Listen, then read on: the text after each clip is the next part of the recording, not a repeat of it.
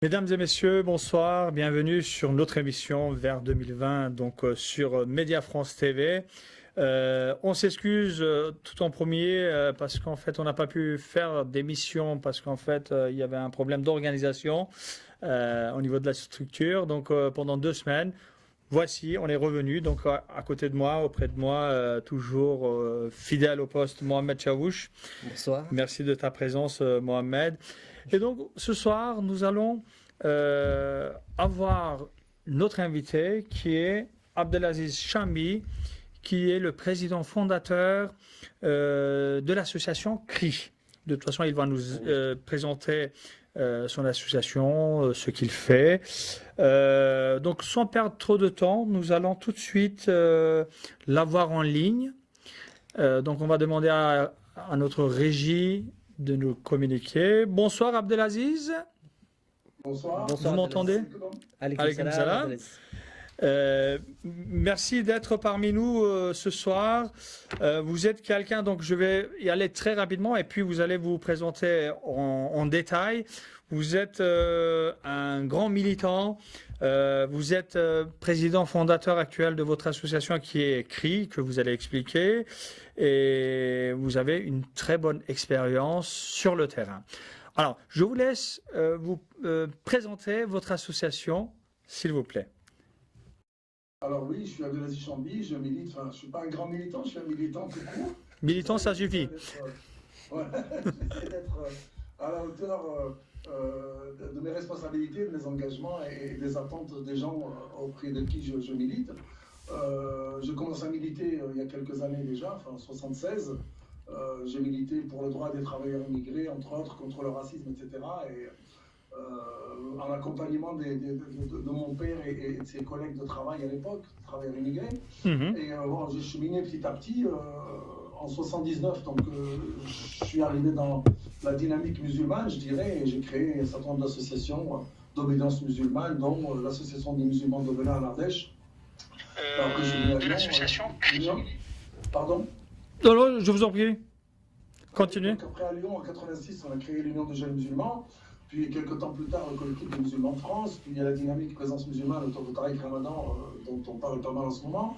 Et en 2008, j'ai créé, enfin, entre-temps, il y a eu Diversité. En 96, on a créé un collectif qui s'appelle Diversité, qui regroupait des musulmans et des non-musulmans pour lutter pour la justice et pour le droit. Et en 2008, devant les difficultés croissantes, devant l'augmentation des actes d'islamophobie, et devant l'incapacité des victimes et des défenseurs de droits à prendre à bras le corps ce vrai problème, c'est pas un problème réel que certains occultent ou essayent de minimiser ou de dénier, on a créé la coordination contre le racisme et l'islamophobie, qu'on appelle CRI. En 2008, alors je dis brièvement de quoi il s'agit, c'était une dame qui était divorcée, qui avait 5 enfants et qui avait été refusée, qui est palestinienne d'origine, et qui porte le foulard et qu'on a refusé dans le cadre d'une formation. Ingreta, l'établissement de la région lyonnaise, l'avait refusé parce qu'elle portait le foulard. Donc on a dit c'est pas possible, on ne peut pas laisser quelqu'un dans le désarroi à ce point. Et bon, moi j'avais lancé un appel sur Lyon, il y a eu beaucoup de personnes qui ont répondu. On a créé la coordination contre le racisme et l'islamophobie, dont l'objectif principal est de politiser le combat contre l'islamophobie. Parce qu'il existait d'autres structures, dont le CCIF par exemple, qui faisaient un travail de statistique, un travail juridique qui était très, très intéressant, mais qui n'était pas suffisant. Pour la simple raison que lorsque le système fabrique de la discrimination, il faut s'en prendre au système lui-même. Ce n'est pas en essayant de réparer les injustices du système qu'on va changer les choses. Parce que le système, tant qu'on le laisse produire de l'injustice, il va continuer à les produire. La preuve, c'est qu'aujourd'hui, on voit très bien qu'il y a une sorte d'islamophobie systémique qui consiste à criminaliser le musulman, à le rejeter, que ce soit dans l'espace d'éducation, l'espace du travail, l'espace des loisirs, l'espace de... un peu partout. Politique aussi, hein? Pardon? Politique aussi. Politique, bien sûr, politique, parce que c'est ce qu'on a dit. Donc on a dit, pour nous, l'islamophobie, elle doit se combattre juridiquement, certainement, mais c'est surtout médiatiquement, politiquement, et on va même plus loin, nous on dit da'watiquement, pour parler avec un terme arabe, on dit pédagogiquement, c'est-à-dire qu'on doit expliquer ce que c'est que le véritable visage de l'islam, pour éviter aux gens de fantasmer et de dire « Ah, l'islam c'est égal au terrorisme ». Eh bien non, l'islam c'est égal à, par exemple, on a fait le 8 mars, plusieurs années de suite, Journée internationale des droits des femmes, on est allé sur la place Bellecour à Lyon, grande place, on a offert une rose avec un verset du Coran et avec une tradition prophétique qui recommande et qui explique la place de la femme dans l'islam. Et bien on s'est rendu compte que c'était un travail extraordinaire parce que ça cassait les préjugés. Et que c'est ça qui était beaucoup plus efficace que de faire un procès à tel raciste, etc. Parce qu'on n'a pas fait de pédagogie. Le raciste, on va lui donner un coup de bâton, l'islamophobe, il va prendre un coup de bâton peut-être grâce à la justice, une amende ou du sursis ou je ne sais quoi, mais il n'aura pas compris qu'est-ce que c'est qui lui fait peur ou qu'est-ce que c'est qu'il rejette à ce point. Donc il y a un travail pédagogique et surtout, alors là pour nous c'est la clé de voûte, c'est l'engagement politique. De la même façon que des hommes et femmes politiques, dont Manuel Valls aujourd'hui par exemple, essaye de se refaire une santé politique. C'est quelqu'un qui est tombé dans les oubliettes de l'histoire. Il essaye de ressortir du puits grâce à l'islamophobie. C'est quand même hallucinant. C'est un bonhomme qui a failli être rejeté. D'ailleurs, on attend la décision du tribunal par rapport aux élections qui auraient été un peu truquées. Mais c'est quelqu'un qui était balayé par l'histoire. Et en ce moment, il essaye de revenir grâce à la tribune qu'il a à l'Assemblée nationale, en criminalisant les musulmans, les islamo-gauchistes, etc., etc. Donc on sent qu'il y a un fonds de commerce politique qui est utilisé par des hommes et des femmes politiques, médiatiques, des intellectuels, et que nous, on doit aller sur le même champ qu'eux pour justement remédier à cette difficulté. Si nous ne prenons pas le pouvoir politique, si nous n'en pas sur le champ politique, eh bien, on ne changera pas grand-chose. Parce que ces gens-là, beaucoup d'entre eux ont fait leur vie politique, ont fait leur carrière sur la criminalisation de l'islam et des musulmans. Donc nous, on doit les contrer avec les mêmes armes et sur le même terrain. Parce que si on se contente de faire du juridique, on peut le faire pendant 150 ans. Si on ne s'attaque pas à la source du problème, eh bien les choses vont continuer. Donc c'est pour ça qu'on a créé effectivement CRI, et on a démontré avec des actions symboliques fortes qu'on pouvait faire reculer l'État quand il s'agit de discrimination à caractère islamophobe. On l'a démontré avec l'affaire des enfants Msakni qui ont été enlevés, qu'on a pu faire ramener, au bout d'une semaine, le bébé était revenu à sa mère, et au bout d'un mois, tous les enfants étaient revenus à la maison. Alors que si on avait suivi le parcours classique, c'est-à-dire le parcours du droit, le parcours juridique, on en aurait encore pour peut-être 10 ans, et on n'aurait peut-être jamais récupéré les enfants, parce qu'au bout de quelques temps, la justice vous dit, enfin, l'aide sociale à l'enfance, les juges des enfants vous disent, ah ben les enfants, ils se sont habitués à la famille d'accueil, ils se sont habitués au centre dans lequel on les a placés, donc il est difficile maintenant de les retirer pour remettre à leurs parents, ça va créer des troubles psychologiques, affectifs, etc. Donc les enfants, ils restent là-dedans. Et on le voit tous les jours, il y a aujourd'hui des enfants de familles musulmanes qui sont enlevés, qui sont placés dans des institutions par des décisions politiques, par des décisions à caractère islamophobe. Donc voilà, je me suis peut-être étendu un peu trop sur ça. Non. Mais voilà, pour nous, on est persuadés, on a eu les preuves. Je vous donne un autre exemple. Lorsqu'un ministère de l'Éducation nationale couvre un recteur de l'Académie de Poitiers qui décide de faire un PowerPoint, c'est-à-dire un questionnaire avec des thèmes pour, soi-disant, lutter contre la radicalisation, et que ce questionnaire s'assimile à un véritable fichage à la Vichy d'enfants musulmans, en disant s'il porte un pantalon court, s'il a de la barbe, s'il a une trace sur le front, s'il parle de la Palestine, s'il parle du prophète Mohammed sallallahu alayhi wa sallam, s'il parle de l'islam. Donc tout ça, ce sont des critères de radicalisation, il faut le signaler. C'est un truc hallucinant.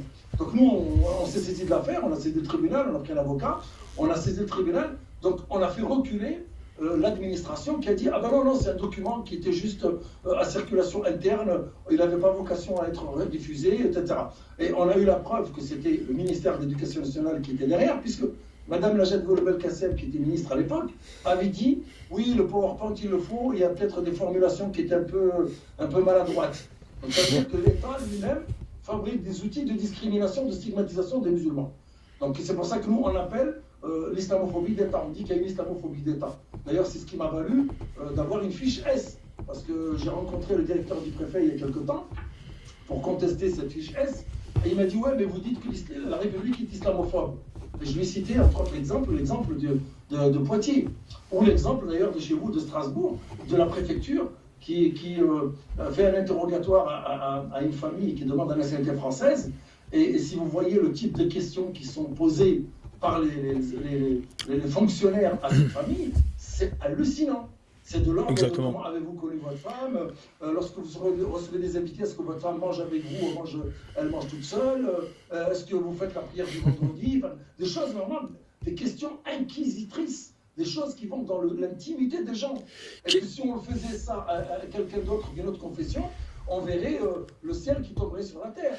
Alors que là, on l'a fait à des musulmans, ben ça passe comme une lettre à la poste. Et ça, c'est inacceptable. Et c'est en ce sens qu'on dit, le combat contre l'islamophobie, il doit être politique. Si demain nous avons des députés, si demain nous avons des sénateurs, si demain nous avons des responsables au niveau des institutions, au niveau des tribunaux, des cours d'appel, des cours d'assises, des conseils d'État, etc., eh bien, peut-être que les choses seront traitées différemment. Parce qu'on n'osera pas nous utiliser comme un fonds de commerce, comme un tremplin pour faire des carrières politiques ou pour devenir un intellectuel ou une personnalité médiatique qui a de l'audience. Monsieur Janvier, quel est l'objectif de ces attaques envers ces gens qui essayent, par exemple comme vous, à travers CRI, qui essayez d'apporter davantage de liberté ou, comment on peut dire, de démocratie ou de couleur sur le plan politique ou sur le plan social de la France? Pourquoi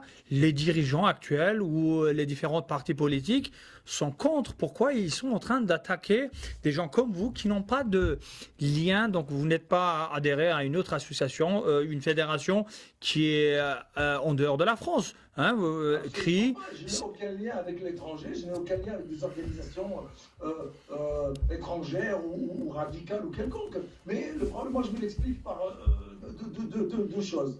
La première, c'est que depuis les 40 dernières années, depuis en particulier la marche pour l'égalité des droits contre le racisme de 1983, à laquelle j'ai participé à travers un comité d'organisation dans l'Ardèche, on a été trompé, on a été, dépossédé d'une expression politique. En 83, lorsqu'il y a eu la marche, lorsqu'il y a eu ce mouvement de contestation, c'était dans l'espoir de dire on veut les mêmes droits que les autres citoyens. Et on veut que l'État lutte réellement contre le racisme. On s'est rendu compte que ce combat-là, il a été dévitalisé. Le Parti socialiste avait créé le SOS Racisme, entre autres, et ils ont dévitalisé ce combat politique en nous mettant dans une forme d'assistanat, en disant « touche pas à mon pote ». D'ailleurs, la petite main jaune, pour ceux qui ne le savent pas, les plus jeunes, c'était de dire moi je vais défendre mon pote. Mon pote c'est un handicapé, ou c'est une personne mineure, ou c'est quelqu'un d'incapable, c'est moi qui vais le défendre. Donc il n'y a pas plus paternaliste que cette image-là. C'est-à-dire qu'on nous a infantilisés, on nous a mis dans une situation inférieure, en faisant croire qu'on n'était pas capable de nous défendre nous-mêmes.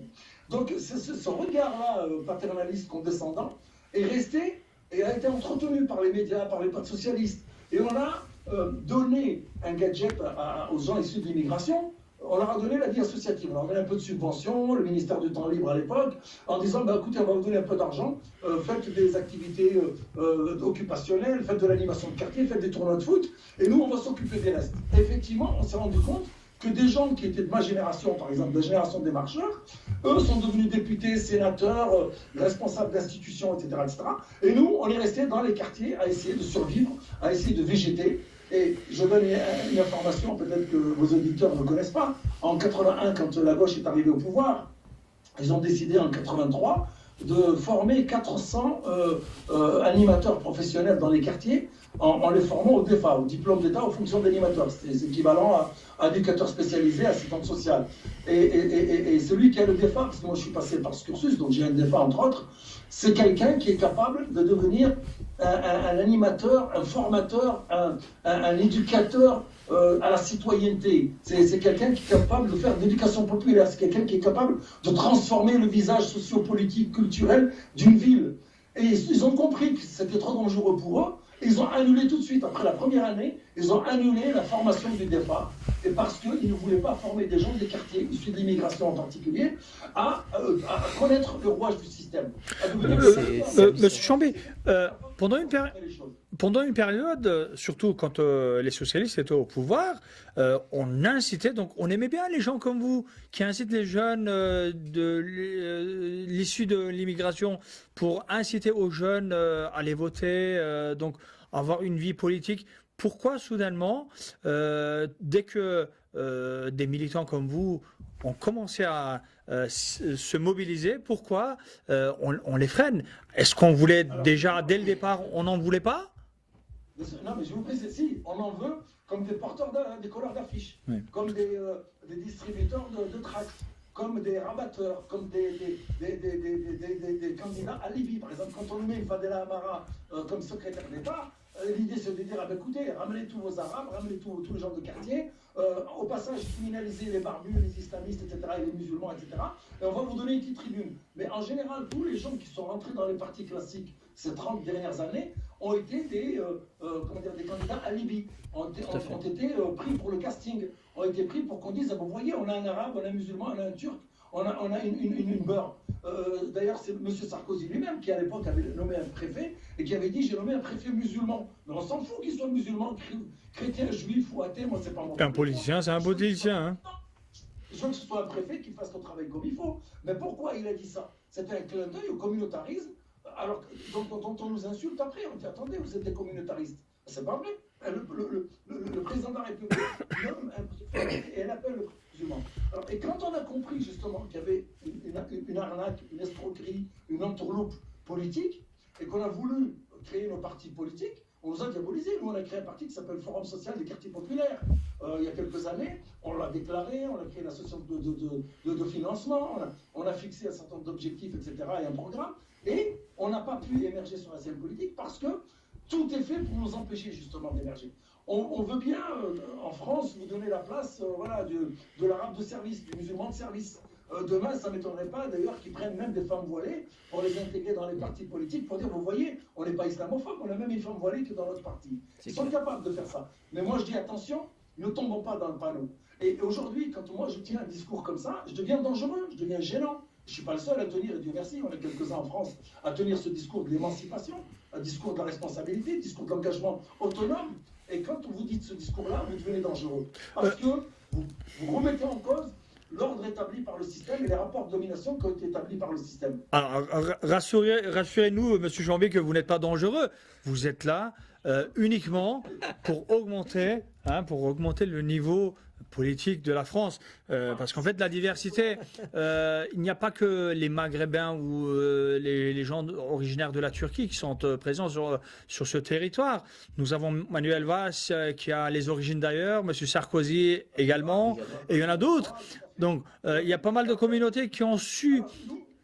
Tout à fait. Nous, ce qu'on voudrait justement, c'est faire en sorte qu'aujourd'hui, Mehmet ou Fatima ou Abdel ou Mamadou, ils puissent arriver au même parcours, à la même réussite politique qu'Emmanuel Valls ou qu'un Sarkozy, parce qu'on a quelque chose de plus. Nous, on a vécu des choses que Manuel Valls ou Sarkozy n'ont pas vécues. On a vécu la colonisation, on a vécu les 30 années de l'immigration, on a vécu la misère dans nos quartiers, on a vécu l'injustice, on a vécu des situations dont on connaît les tenants et les aboutissants. Si quelqu'un, par exemple, qui a vécu une difficulté liée, par exemple, à sa conviction religieuse ou à sa couleur de peau, eh ben, il va tout faire pour mettre en place des dispositifs pour protéger les autres populations vulnérables. Quelqu'un qui ne l'a pas vécu ne peut pas savoir ce que c'est. Il y a un proverbe arabe qui dit « ne sent la braise que celui qui marche dessus ». C'est vrai. Nous, on sait ce que c'est d'être stigmatisé, d'être diabolisé, d'être ostracisé, d'être victime de discrimination, de préjugés. Eh ben, si quelqu'un de nous demain a le pouvoir dans une institution quelconque, eh ben, il va tout faire pour éviter de reproduire ce qu'il lui-même a vécu. Parce que c'est dans nos valeurs, c'est dans nos gènes, c'est dans nos cultures, c'est dans nos principes. Moi, en tout cas, en tant que musulman, si demain j'ai une possibilité de faire quelque chose, c'est dans le bien de toute l'humanité. C'est pas spécialement parce que voilà. Donc aujourd'hui, comme il y a du clientélisme, comme il y a du clanisme, comme il y a une forme d'endogamie dans la classe politique qui reste entre eux, entre blancs, entre gens aisés, etc. Vous regardez le taux de gens qui sont à l'Assemblée nationale, qui sont issus des couches défavorisées, vous n'allez pas trouver grand monde, vous n'avez même pas 5% de gens issus des classes laborieuses. Donc, eux, ils pensent qu'on est dangereux, mais en fait, on n'est pas dangereux, on est utile. Moi, je dis, on devrait même, l'État, enfin la République, devrait même encourager des gens comme nous pour dire, vous faites un travail d'intérêt public. Parce que vous essayez de permettre aux gens de s'émanciper, de devenir autonomes, de s'engager. Des citoyens responsables. J'aimerais revenir sur un sujet, M. Jambier, qui vous concerne. Donc, vous avez eu déjà eu un procès, donc l'histoire du fichier S, où vous étiez acquitté. Et donc, il y a de nouveau des retours sur ce procès. Vous pouvez parler. Donc, il y a deux choses.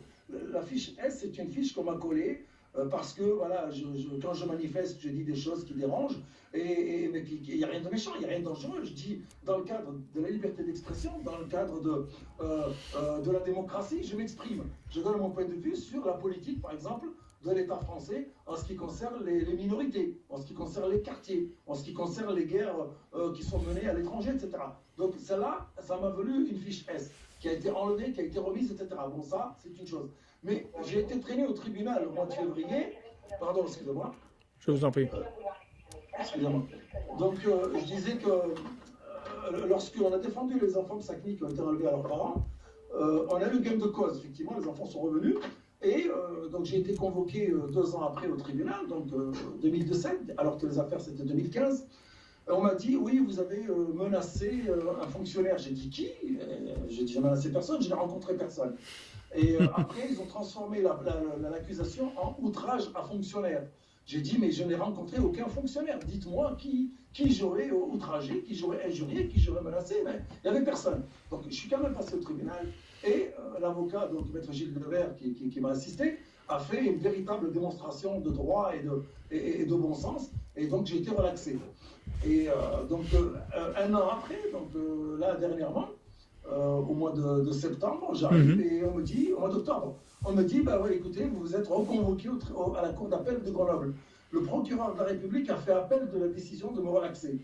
Alors que les fonctionnaires concernés n'ont pas déposé plainte, n'ont pas poursuivi. La partie adverse n'a pas attaqué, quoi. La partie adverse était absente, elle n'a pas attaqué, elle n'a pas envoyé un avocat pour m'incriminer. Donc c'est bien un procès politique, c'est l'État, c'est le procureur qui représente le ministère de la Justice, qui décide de faire appel de ma libération, de ma relaxe. Donc ça démontre bien que l'État veut museler des militants qui osent dire des choses que d'autres personnes ne peuvent pas dire. Quand vous travaillez dans une administration, par exemple, vous ne pouvez pas dire. Aujourd'hui, on arrive même à un stade où les gens cachent leurs convictions religieuses. Vous savez qu'en région Rhône-Alpes, par exemple, l'ancien préfet, M. Carinco, qui est aujourd'hui sur Paris, avait demandé au service de police de lui ramener les noms de tous les fonctionnaires du conseil régional Rhône-Alpes et de la ville de Lyon qui avaient des dérogations alimentaires ou qui s'absentaient certains jours de la semaine. Suivez mon regard. C'est-à-dire les musulmans qui s'absentent pour la prière du vendredi et ceux qui demandent des repas sans viande de porc. Donc vous voyez, et ça, c'est un fichage inadmissible. Et le préfet, il avait dit non, c'est pas moi qui ai fait ça, c'est un fonctionnaire qui a fait ça de sa propre initiative. Or, le Canard enchaîné a sorti la lettre, la lettre tapée, signée du préfet de région qui donnait la consigne au service de police. Donc ça encore, c'est une preuve de plus qu'il y a une volonté de criminalisation de la part de l'État. Et le préfet, c'est le représentant de l'État. Donc quand le procureur fait appel de ma décision, c'est une décision de l'État qui vise à vouloir faire taire Abdelaziz Chambi, mais derrière lui, des milliers d'autres Abdelaziz qui demain vont se lever pour parler d'égalité de justice, d'égalité de droit et d'égalité de traitement. Donc l'objectif aujourd'hui, c'est tenter de me faire taire pour dissuader d'autres. Mais j'espère, en tout cas, et je le dis aux plus jeunes et aux moins jeunes, ne vous laissez pas faire, bagarrez-vous, levez-vous, formez-vous, engagez-vous, devenez des citoyens responsables, devenez des hommes et femmes politiques, prenez vos responsabilités, à commencer par le plus bas échelon, qui est la municipalité, qui est votre quartier, qui est votre ville, qui est votre commune. Prenez vos responsabilités, 2020 c'est bientôt, préparez-vous, formez-vous, renseignez-vous, faites des propositions déjà, étudiez les propositions que vous allez faire si demain vous êtes au pouvoir.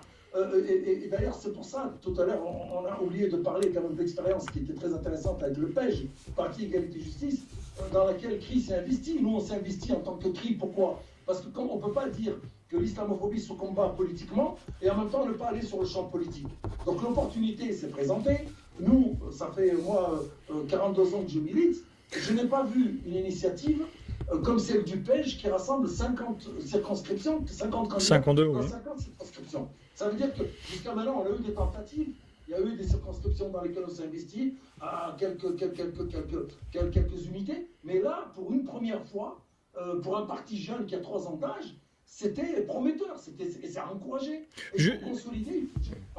Pardon, je me suis. Justement, M. Chambi, le Parti Égalité et Justice a subi pas mal de discrimination aussi à ce niveau-là. Donc, on leur a donné des étiquettes comme quoi ils étaient dirigés par Erdogan de Turquie. On parlait d'un parti politique communautariste, etc. Qu'est-ce que vous en pensez?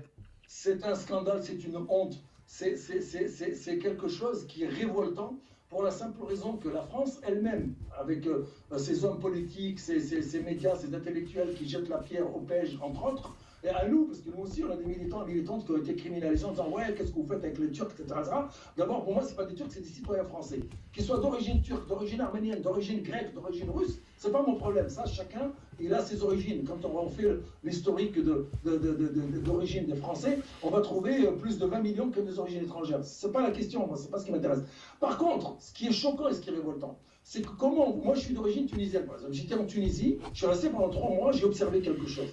Vous avez l'ambassadeur de France, M. Pauvre d'Arvor, qui est là-bas, qui sillonne toute la Tunisie, qui s'ingère dans la vie politique de la Tunisie, qui arrive même à mettre son nez dans des décisions de région, de conseil régional, pour traiter de telle activité avec telle entreprise, en disant ben non, il ne faut pas traiter avec telle entreprise, il faut traiter avec telle autre.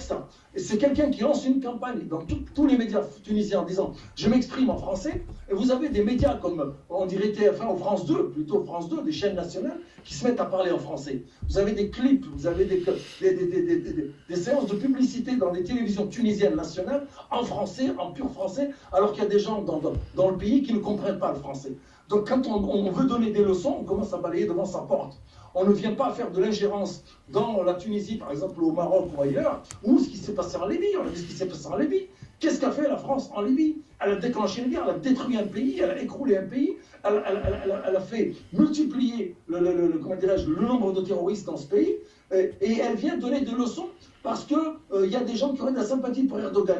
Moi, j'ai de la sympathie pour Erdogan. Je ne suis pas turc, moi. J'ai de la sympathie pour Erdogan. On va m'empêcher de faire de la politique ou on va me dire, ah ben non, toi, tu es pro-Erdogan et je suis pro-Erdogan. Et alors, et où le problème? Et j'ai le droit d'être pro-Erdogan ou pro-Macron ou pro-Tartampion. C'est mes choix personnels. Moi, je parle de ma situation ici, je parle de mon vécu ici. Est-ce qu'on peut apporter des solutions dans ce pays? Et si, moi, quand on entend M. Fillon, pendant les élections, pendant la campagne électorale, dire il faut qu'on soutienne nos frères chrétiens d'Orient.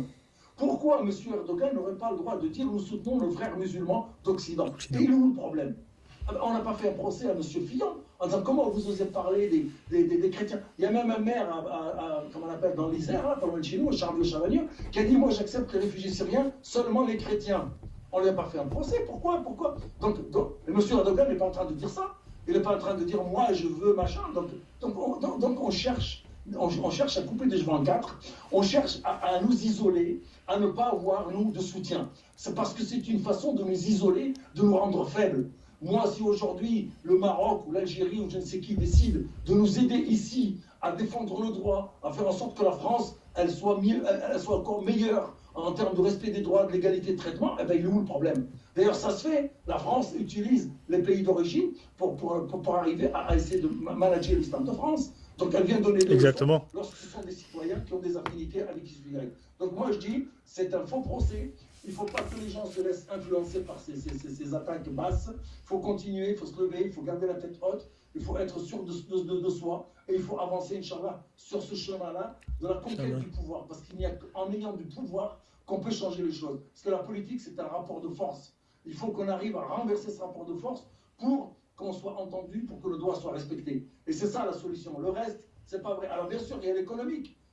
Pourquoi la Turquie, elle dérange, vous croyez? Si c'était un petit pays du tiers-monde, un pays africain comme le Burkina Faso ou je ne sais quoi, on n'en ferait pas tant de pataquès. Pourquoi M. Sarkozy s'est opposé à son entrée en Europe? Parce que c'est une force économique. Parce qu'on ne veut pas que les gens, autres que les Européens, se développent, aient une économie florissante, qui puissent demain accéder au pouvoir et avoir leur mot à dire. Exactement.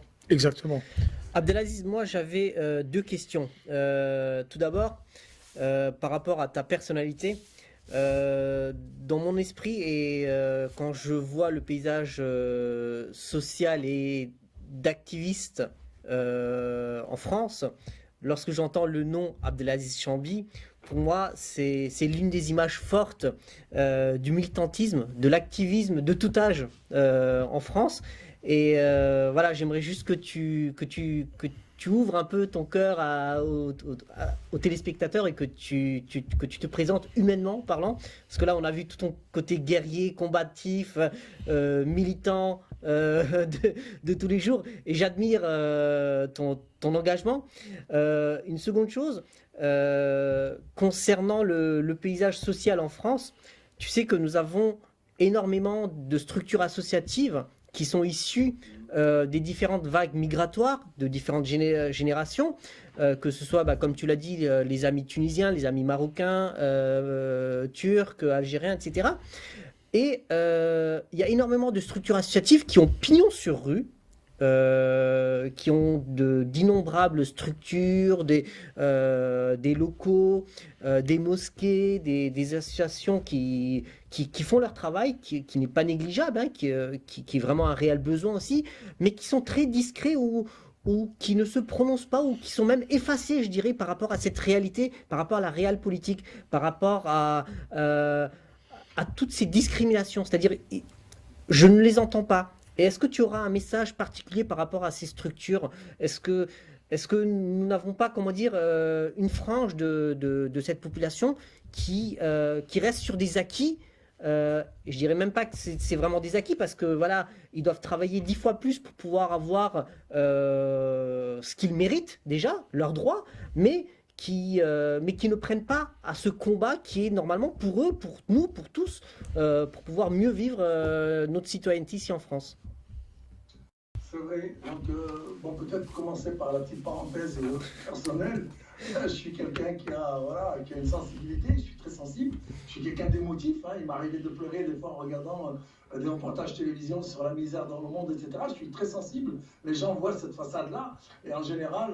Mais je pense que c'est cette fibre qui nous manque surtout, à tout un chacun. Comment ? Je pense que c'est surtout cette fibre qui manque à tout un chacun. Oui, tout à fait, tout à fait. Donc moi, donc je suis quelqu'un qui a ses défauts, qui a ses qualités, mais c'est vrai que je garde cet esprit combatif, cette dynamique militante, parce que je n'ai pas envie que d'autres se découragent. Moi, j'arrive à 60 ans, j'ai 60 ans, et les gens vont dire, ah oui, mais attends, mais etc., oui, mais j'ai passé l'âge, il n'y a pas de retraite. Voilà, tant qu'il y a de la vie, dans l'islam, le prophète Sassam, il a dit, si la fin du monde arrive, il a dit, même si tu as une plante à planter, tu la plantes. Et la fin du monde arrive, c'est pas un problème. Tu plantes, tu mets ta plante dans la terre, même si, voilà. Donc pour nous, il n'y a pas de retraite, il n'y a pas de fin. Il faut rester toujours combatif pour pouvoir justement défendre les valeurs et servir un peu d'exemple aux plus jeunes. Parce que, voilà, malheureusement, il y a beaucoup de gens aujourd'hui qui ont démissionné, qui ne se battent plus, qui ne s'engagent plus. On est dans une société de consommation, on est une société qui dissuade les gens justement d'aller confronter l'injustice. Parce que c'est difficile aujourd'hui de se battre contre l'injustice. Aujourd'hui, ça peut vous coûter votre emploi. Moi, j'ai perdu mon travail 5 fois. Moi, je ne peux plus travailler professionnellement sur la région lyonnaise. J'ai 3 diplômes universitaires et pourtant, je ne peux pas travailler. Parce que je suis grillé, et voilà, on m'a mis une croix rouge sur le dos, c'est fini. Donc, mais je dis, malgré ça, il faut continuer à se battre. Parce que si je ne me bats pas, demain, plus personne n'osera parler. Pour revenir justement sur les associations, les structures, etc., en général, par exemple, je donne l'exemple, nous, CRI, on fait un travail d'intérêt public, on fait un travail reconnu d'intérêt social, etc. On a même habilité à délivrer des reçus fiscaux pour les gens qui nous donnent des dons, etc., pour que ce soit déduit d'impôts, mais on n'a pas de subvention. Lorsqu'on a demandé une subvention, on nous a dit oui, mais l'islam, je dis, on n'a rien avec l'islam, nous, on n'est pas une association religieuse, on est une association laïque, on n'a rien de religieux, mais on n'a pas de reçu de subvention. Par contre, si on avait voulu recevoir des subventions, on aurait pu aller fricoter avec tel maire ou tel conseiller régional, etc.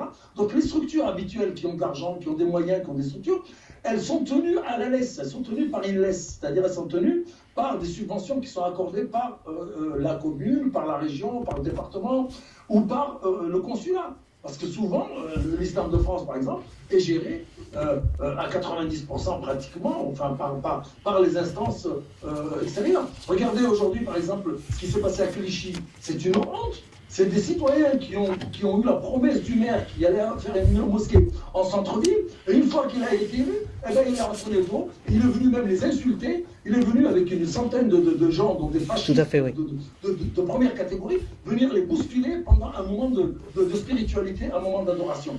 Donc ça, moi je leur dis aux gens de Clichy, je leur fais un message à travers vous, engagez-vous politiquement. La prochaine fois, la mairie, c'est vous qui la prenez. Inch'Allah.